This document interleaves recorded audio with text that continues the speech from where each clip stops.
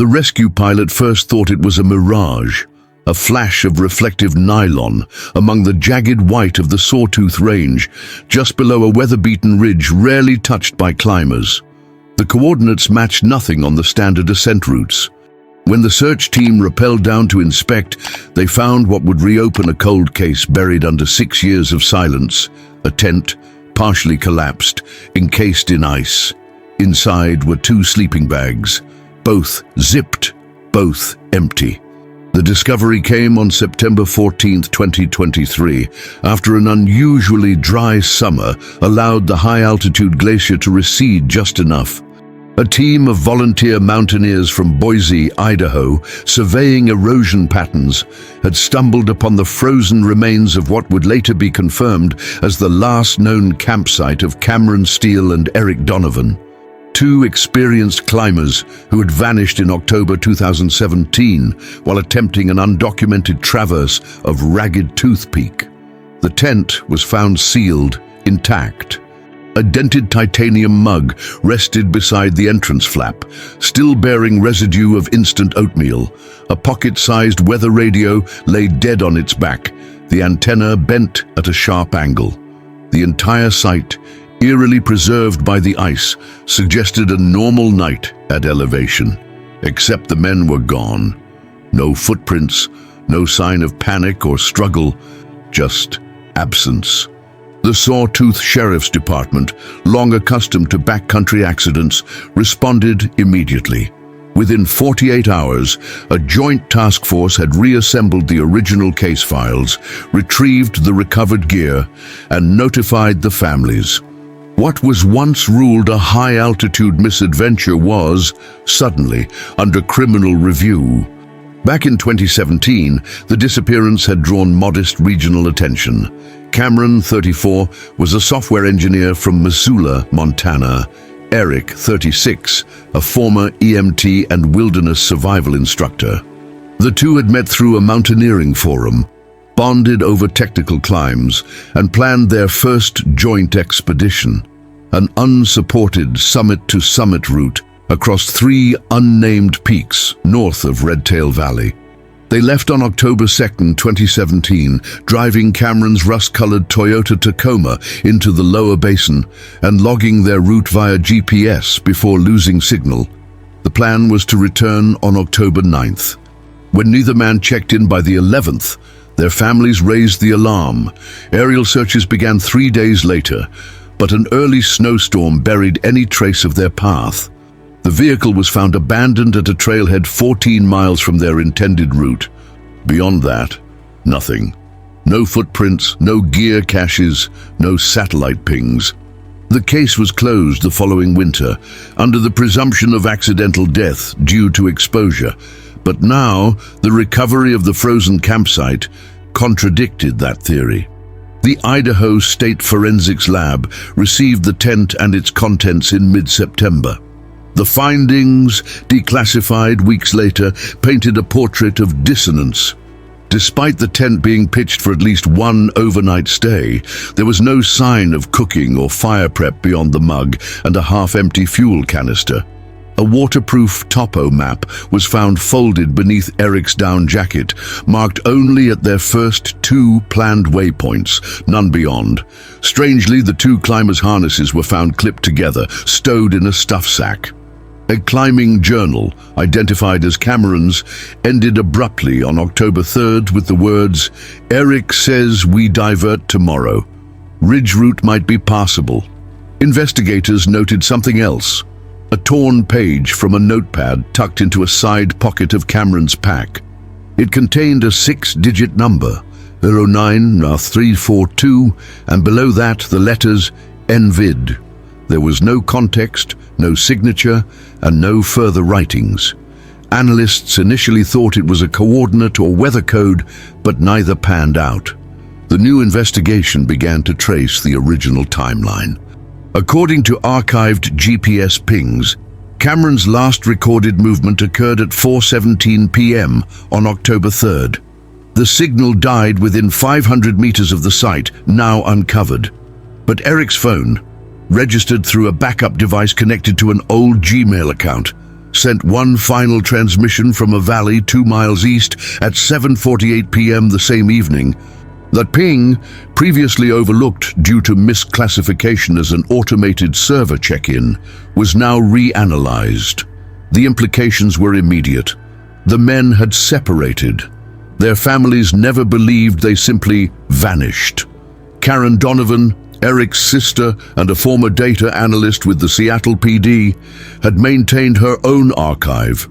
She told investigators that Eric had expressed doubts about the trip days before departure, claiming Cameron keeps changing the route, and that there was tension over a previous failed ascent in Wyoming the year prior. She forwarded old text messages showing late-night disagreements and a last-minute gear list missing essentials like a PLB, personal locator beacon. The narrative that had seemed so straightforward, two friends lost to the elements, now showed fractures. Why did they alter their route? Why was one signal logged so far from the other?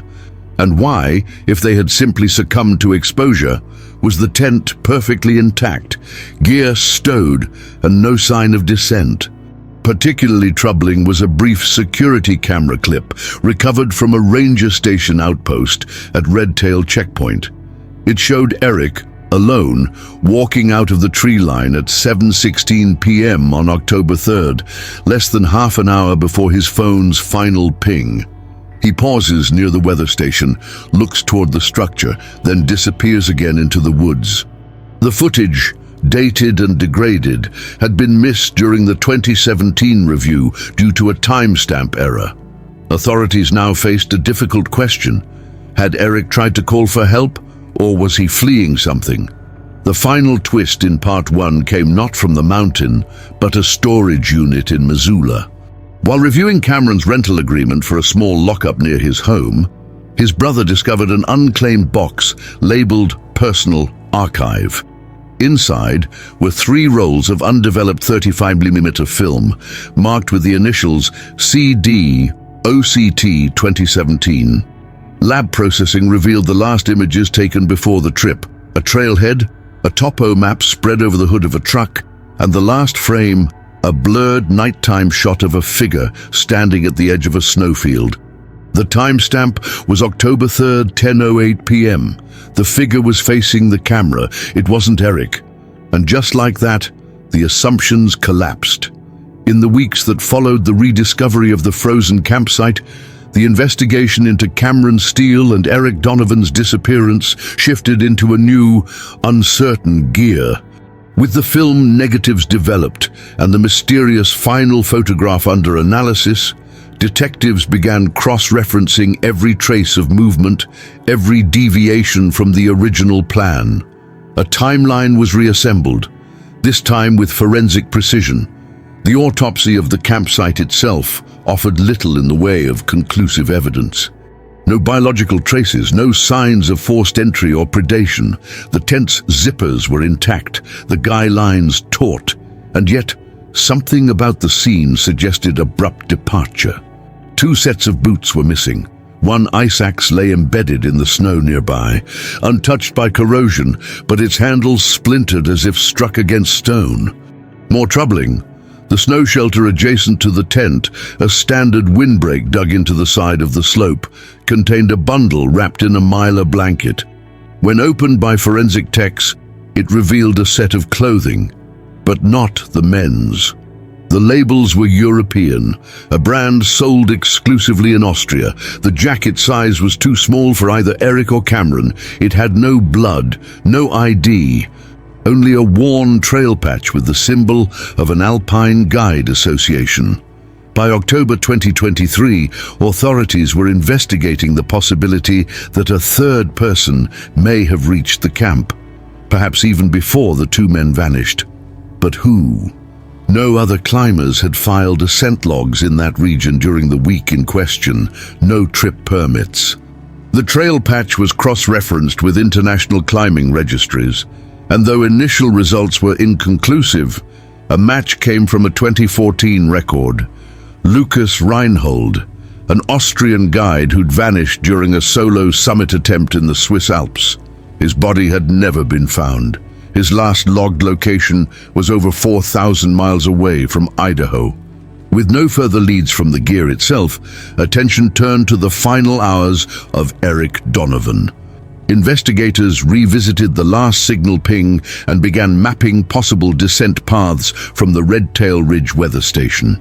Searchers had never swept that southern slope extensively due to avalanche risk in 2017. Now, a specialized drone team scanned the terrain using thermal and LiDAR imaging. They located, partially concealed beneath a scree field, a torn strip of dark fabric, later confirmed to match Eric's base layer thermal shirt. It was found 0.7 miles from the Ranger outpost. Near it, a zippered case, a satellite emergency communicator, water damaged but recoverable. The device had never been turned on. Back at headquarters, forensics technicians accessed its internal logs. One file had been saved, time-stamped at 8:06 p.m. on October 3, 2017. It was a voice memo. Eric's voice, breathing hard. "Don't know where Cam is. Said we'd meet at the saddle. Saw light, too far north. Something's not right. I think he's not following the route. I'm going to try the creek line. If someone finds this, we weren't supposed to split up." The memo cut off abruptly. Theories proliferated. A disagreement, panic, injury, but then a detail in the previous video footage cast doubt on everything. The image of Eric alone near the outpost was enhanced frame by frame. Experts from the FBI's Digital Analysis Unit confirmed he was not carrying his pack. No ice axe, no helmet, no SATCOM. He was disoriented, possibly injured, but what drew attention was the angle of his head, turned back over his shoulder, as if watching someone or something behind him. Was he being followed? In Missoula, Cameron's brother David turned over another trove of material, a folder of hand-sketched route maps and notes Cameron had shared privately in preparation for the climb. One stood out, a modified course labeled R2 Weather Bypass. It deviated sharply from the original GPS-tracked plan, cutting east through an unnamed pass. The note beside it read, "Possible alternate, Reinhold's method." Reinhold, the Austrian guide from the mystery jacket. The connection no longer seemed circumstantial. Cameron had apparently been studying Reinhold's undocumented alpine techniques, possibly from obscure forums or guidebooks. Inquiries with an online community confirmed that Cameron had posted under the handle Slatespire in 2016 and 2017, often requesting high-risk winter routes and referencing ascents beyond the ridgelines. He had even inquired about peak echo activity, a term used by alpine climbers to refer to atmospheric anomalies interfering with GPS readings in deep canyons. This raised new concerns. Had Cameron deliberately taken them off route? Karen Donovan, reviewing the messages now with investigators, pointed to one private post from September 2017. Cameron wrote, "I think I know where Reinhold went. If the shelf east of Ragged Tooth holds, it connects into a corridor that isn't on the maps. Can't prove it. But I think there's a ghost trail in the glacier." The phrase ghost trail was likely metaphorical, but its implications were now chilling. Meanwhile, forensic DNA analysis of the jacket from the Mylar bundle returned partial results. The profile was degraded but male. It did not match Cameron or Eric. A mitochondrial match, however, linked to an Austrian citizen reported missing in 2014, Lucas Reinhold. But how did his gear end up in Idaho? A deeper dive into international mountain rescue reports uncovered a disturbing link. A 2015 report from a Slovenian search and rescue team logged an unidentified man in a remote shelter who spoke English with an American accent. He carried no ID but mentioned an ice corridor in the northwest, then vanished from the area days later. That shelter's logbook had a single entry written in the back page: "The snow hides everything except mistakes." The writing matched Cameron's. With no proof but plenty of circumstantial weight, a new hypothesis emerged. Cameron had found fragments of Reinhold's route and attempted to replicate it, possibly dragging Eric into a high-risk detour, neither fully understood. But then came the final, most confusing clue. A boot print, recovered from a melt pool near the original tent site. Small, narrow, left impression only. Its make was traced to a climbing boot produced in 2011 in Salzburg, Austria. The size did not match either of the Americans. Someone else had been there, and they had never reported it. By mid-November 2023, 6 years after Cameron Steele and Eric Donovan vanished in the Sawtooth Wilderness, the narrative surrounding their disappearance had evolved from a tragic misadventure to a deeply unsettling mystery. One now involving foreign gear, multiple misaligned timelines, and mounting forensic anomalies. The recovered boot print, preserved through high-resolution photogrammetry before it was lost to meltwater, had become the centerpiece of debate within the investigative team. It matched no US distribution model. Not only was it rare, manufactured in a limited run in Austria between 2010 and 2012, but it had no logical reason to be in the backcountry of central Idaho. Interpol was contacted. Though they could not confirm identity based on the boot alone, they did verify that Lucas Reinhold, the presumed owner of the Austrian gear, had once purchased that specific boot model in Salzburg. The sale was logged in 2011 at an alpinist supply store. This revelation forced a question no one had seriously considered. Had Reinhold not died in the Alps in 2014 as presumed? But if he had lived, what was he doing in Idaho in 2017? The scope of the investigation widened. Homeland Security requested records on all foreign nationals entering the UIS under mountaineering visas during the relevant time period. No entry for Reinhold was found. However, a single Austrian citizen traveling under a different name, Leo H. Riedel, entered the UAS in late September 2017, landing in Denver. The passport photo was grainy, but facial recognition suggested a moderate confidence match with older photos of Reinhold. The man had rented a Jeep Cherokee from Boise International Airport on October 1st, the day before Cameron and Eric departed on their trip. The vehicle was returned on October 5th. Clean, no record of where it had been parked. The reopened investigation intensified. Meanwhile, forensic analysts examined the final roll of undeveloped film from Cameron's camera. Hidden between frames previously discarded as overexposed, they found a partial shot taken in low light, blurry but unmistakable. It showed a person seated near a rock face, bundled in a down jacket. The timestamp placed the photo late on October 3rd, 2017, hours after Eric's final voice memo and well past nightfall. The face wasn't visible, but the figure wore a climbing harness with a logo matching the Austrian Mountaineering Federation. Cameron had seen someone out there. And, based on the angle of the shot, taken from a low crouch, partially obscured by brush, he had taken it covertly. Investigators circled back to the Ranger outpost footage. Reanalysis with motion interpolation tools uncovered a second anomaly. 22 minutes after Eric is seen leaving frame, a faint shadow appears behind the building. The shape, though partially obscured, shows bipedal motion. It pauses, then disappears behind the northern tree line. No one else was known to be in the area. The psychological profile began to shift. What was once seen as an accident, then perhaps a failed detour, now carried elements of stalking. Who was the third man? If Reinhold had faked his death or survived an unreported fall, what connection could he possibly have had to Cameron? And why had neither of the Americans ever mentioned encountering anyone else?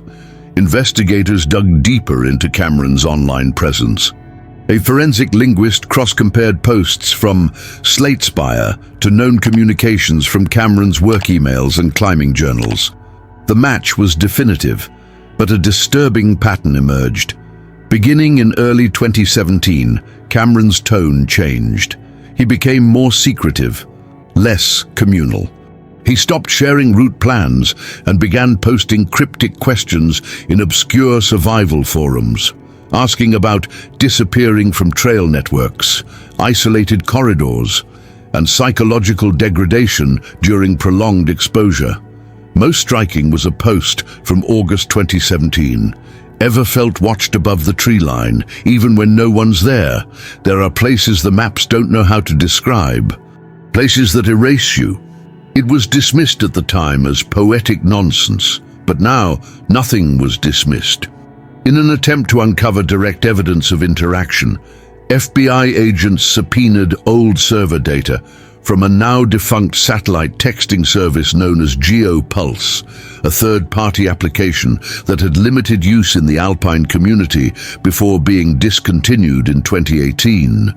Though Cameron and Eric were not known to use the platform, logs revealed a single outgoing text sent from a Ridgeback-compatible SAT device on October 3, 2017 at 10:17 p.m. The message, unclaimed, was simple. Not alone. He followed us. Not a hiker. It was never delivered. The cell towers didn't recognize the number, but the device ID belonged to Cameron's gear. The team now faced a nearly ungraspable scenario. There had been a third man. He had gear no American outfitter sold, and there were indications Cameron feared him. But why hadn't this man ever come forward? A possible answer arrived unexpectedly. In December 2023, a retired journalist named Garrett Rhodes contacted the investigators. He had once interviewed Lucas Reinhold in 2013, after the guide had survived a solo blizzard bivouac in the Slovenian Alps. During their time together, Reinhold had described ice corridors and altitude-induced detachment, common psychological symptoms among extreme soloists. But Garrett remembered something odd. Reinhold had spoken obsessively about one particular technique, strategic disconnection. It's about leaving behind coordinates, he'd said. You erase yourself, make sure no one can follow. When told about the Idaho discovery, Garrett was silent. Then he recalled one final detail. Reinhold had once said he believed the old alpine routes connected like nerve paths. If you map them long enough, you'll find intersections others never saw. Intersection. The word stuck. Could Cameron have stumbled upon Reinhold's so-called nerve path? Could he have been lured or led into that corridor? And then, finally, another piece surfaced. A memory card found inside a compartment in the back panel of Eric's day pack, previously missed because it had been sewn into the lining.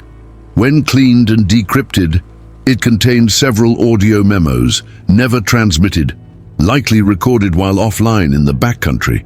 In one of them, timestamped October 2nd, Eric's voice speaks cautiously. Cameron's off, keeps looking behind us. Says he saw footprints in the ridge snow that don't match ours. Keeps saying someone's mirroring us from higher up.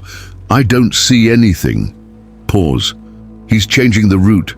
Doesn't want to talk about it. Feels like he's following someone, not leading. As 2024 began, the question was no longer what happened, but who was there? And why had no one ever come back to claim the gear, the truth, or the bodies?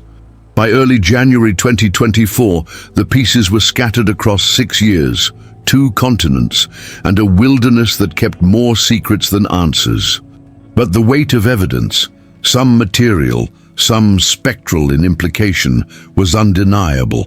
Someone else had been near that glacier, and the final revelations, though incomplete, would change how the disappearance of Cameron Steele and Eric Donovan was understood. The memory card from Eric's pack offered one last, chilling message. The final audio log, timestamped 4:31 a.m. on October 4th, 2017, was barely a whisper. Eric's voice sounded frayed, his breathing irregular. I saw him this time, tall, standing near the icefall. Cam's gone, left without the SAT unit. I don't know if he's following something or running from it. I'm going to try the lower ridge. I think we're being watched. It's not just altitude sickness, it's something else. The voice cuts out mid-breath. The file ends abruptly.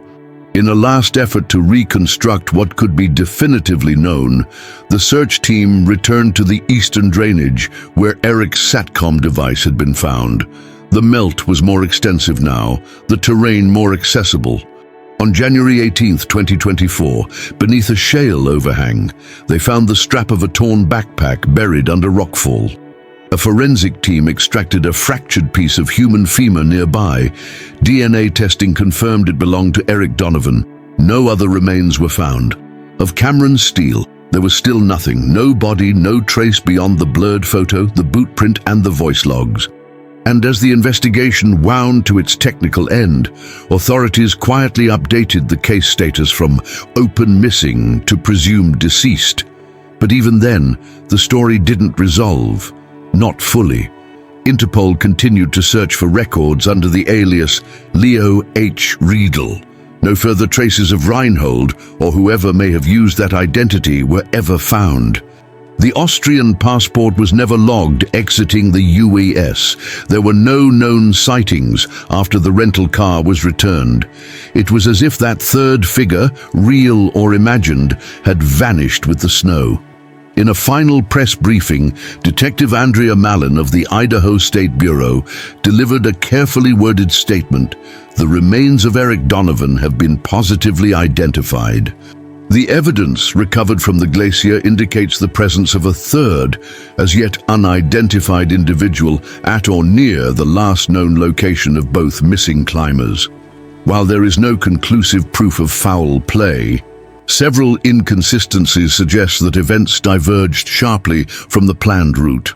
The investigation remains formally unresolved. Cameron's brother, David, refused to hold a memorial. He wouldn't want one, he told reporters, not until we know, not until we find where he went. In the absence of closure, the case drifted into a strange legacy.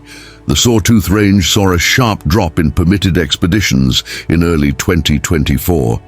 Online forums theorized everything, from fugitive sightings to rogue survivalists living off-grid. But none of those theories returned Cameron Steele.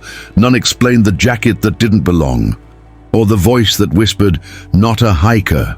What remained was a camp locked in ice, a boot print from another continent, and two lives that disappeared in parallel.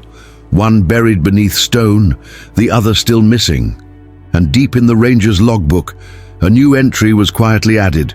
Trail closed indefinitely. Unmarked corridor near Redtail Pass deemed unstable. Future mapping pending. No further updates were made. The case file ends in silence, just as it began.